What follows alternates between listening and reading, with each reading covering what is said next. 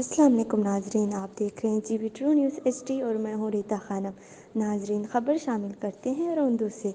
سالانہ نتائج و تقسیم انعامات۔ اسوا پبلک اسکول تھوار میں سالانہ نتائج و تقسیم انعامات کا انعقاد کیا گیا۔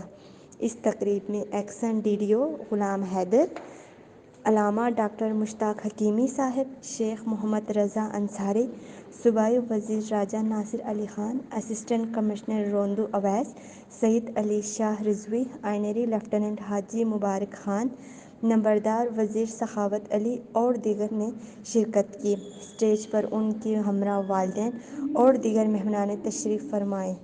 پروگرام کوآرڈینیٹر سر مبشر حسین تھے، جبکہ نظامت کے فرائض سر ساجد حسین اور سر محمد رضا نے انجام دیا۔ اس خوبصورت جلسے میں طلباء و طالبات نے بھرپور شرکت کی۔ طالب علم محمد یوسف نے تلاوت کلام الہی سے پروگرام کا آغاز کیا۔ طالب علم ساجد علی نے نعت رسول مقبول کا شرف حاصل کیا۔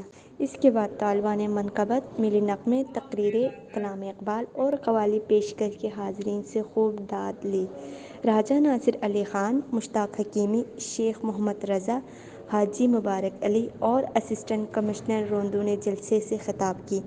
انہوں نے اسوا اسکول اور محسن ملت قبیلہ شیخ محسن علی نجفی صاحب کی عالمی خدمت کو سراہا اور کامیاب طالب علم کو مبارکباد دیتے ہوئے دوسرے طالب علم کو بھی لگن کے ساتھ تعلیمی میدان میں آگے بڑھنے کی تلقین کی۔